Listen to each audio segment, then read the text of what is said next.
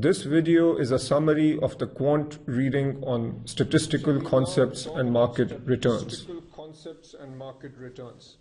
First, some quick terminology, and we've done this in our regular lectures. A quick recap. When we talk about a population, we are talking about all members of a group. So population means the average of all items in a given population. A parameter describes a characteristic of a population. So parameter goes with population. A sample is a subset of a population, and a statistic or sample statistic is based on a sample. Remember these measurement scales? They keep showing up on exams. So nominal means only the names make sense. So A is not better than B, is not necessarily better than C, it's just a grouping.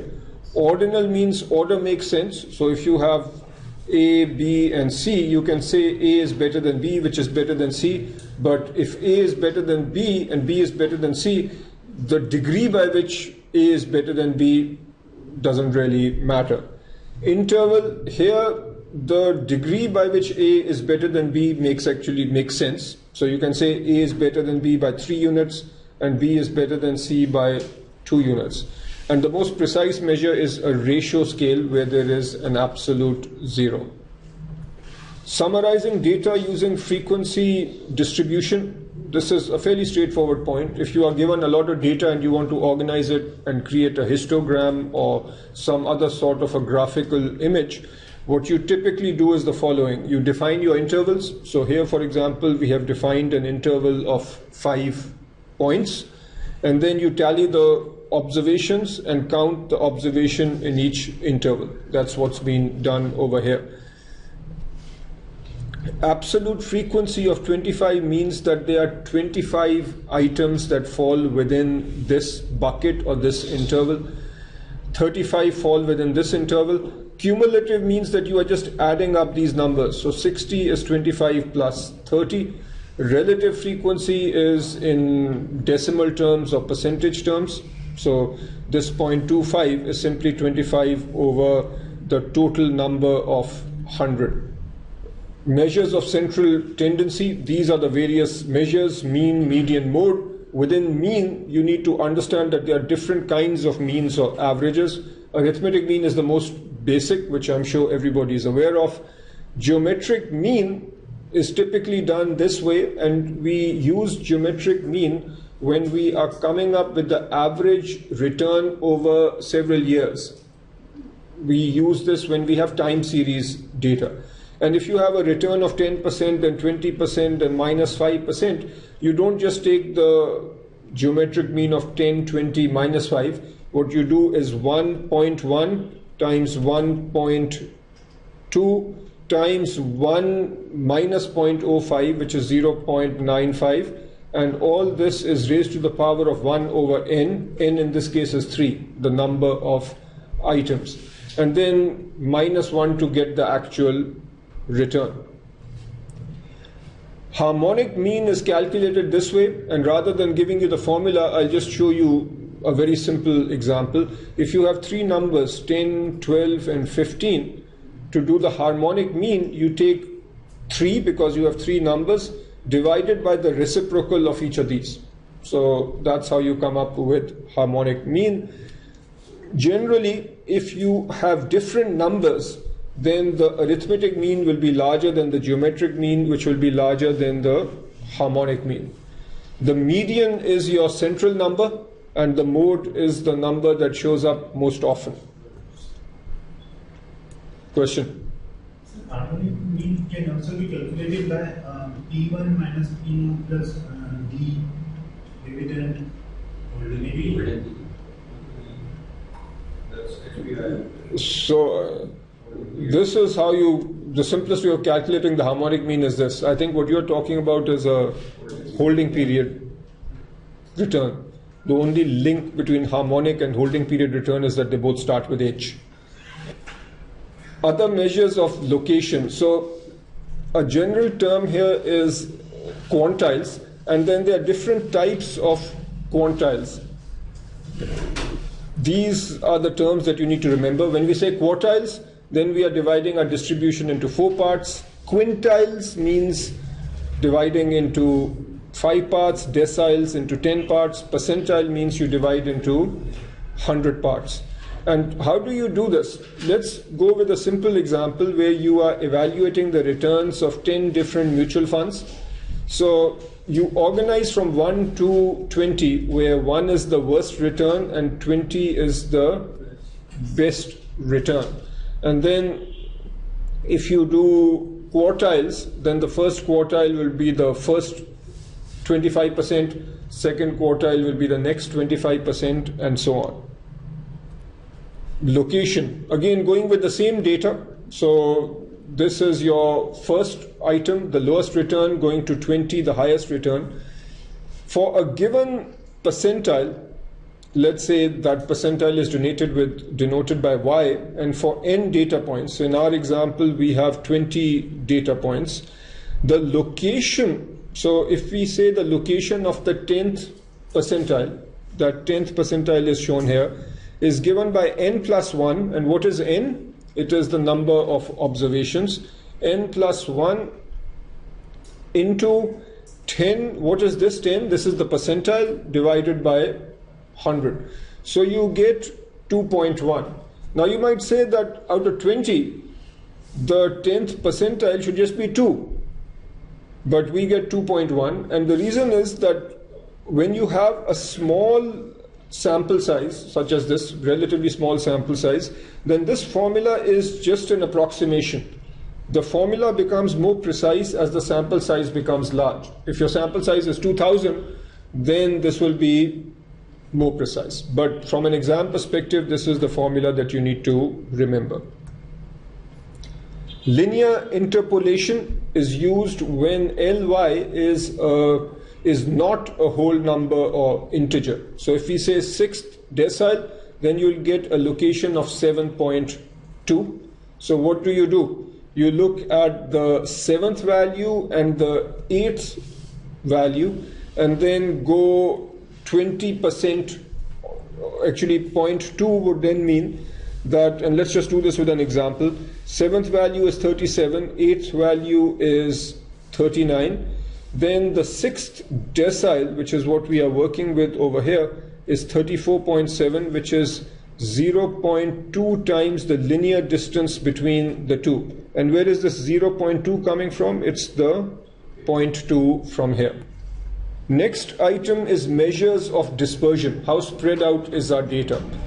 The most basic measure is range, which is high value minus low value. Another measure is mean absolute deviation.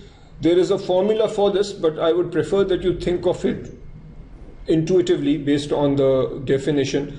So average of the absolute values of deviations from the mean. So you find the mean, and then you find all the deviations from the mean, take the absolute values, which means that minus numbers become plus numbers, and then you find the average of those deviations. And you can do that with these numbers, and you should get a mean absolute deviation of 7.5.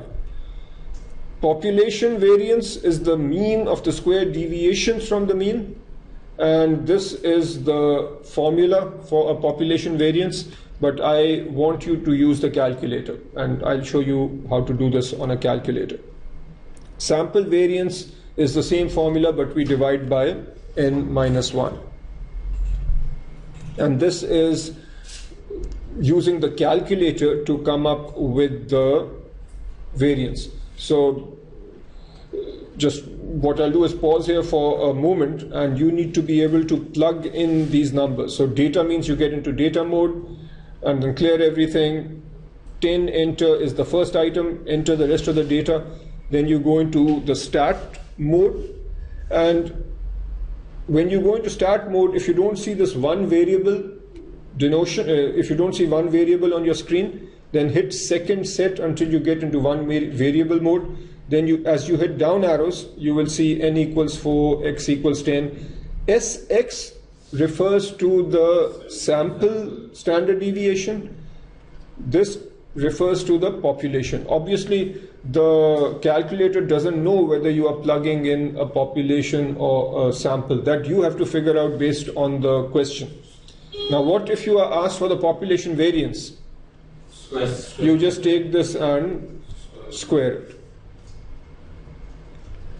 Next item is Chebyshev's inequality.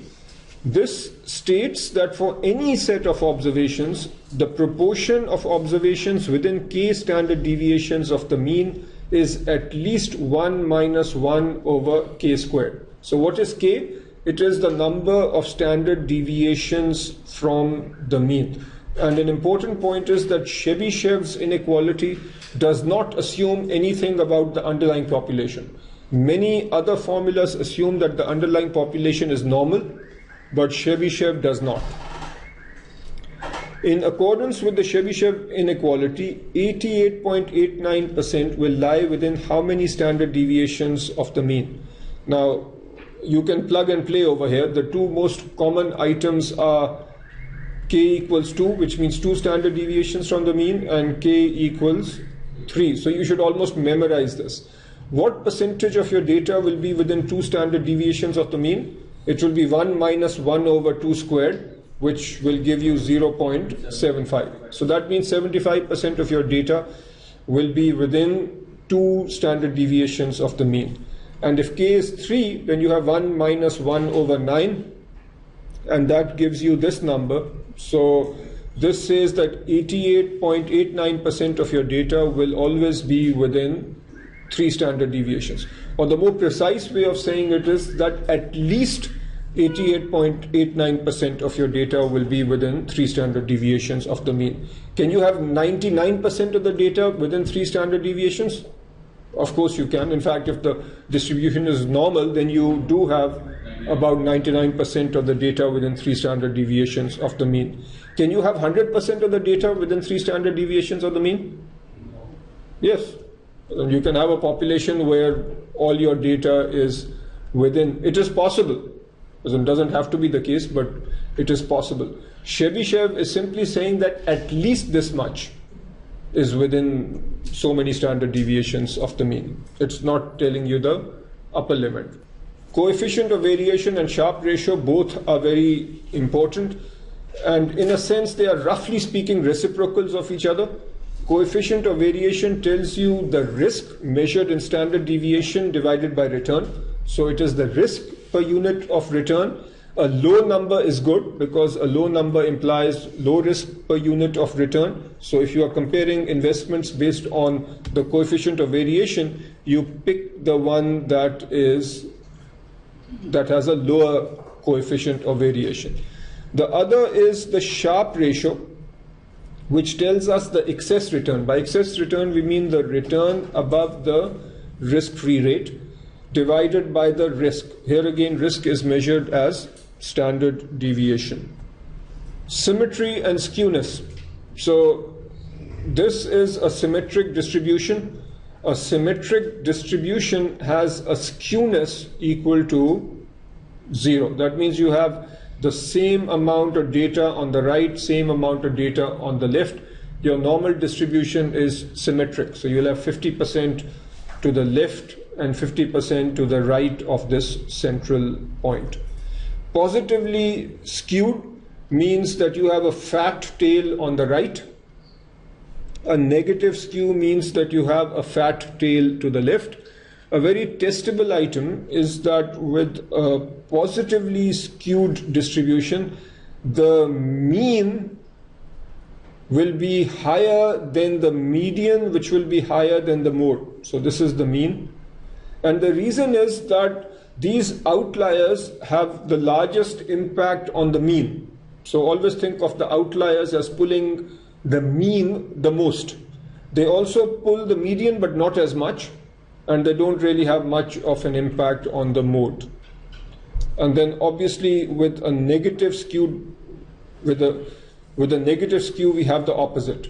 The mean is most to the left because again, now the outliers are on the left. From a risk management perspective, what sort of skew will be most dangerous? Obviously, this will be the most dangerous because there is a chance of huge negative returns.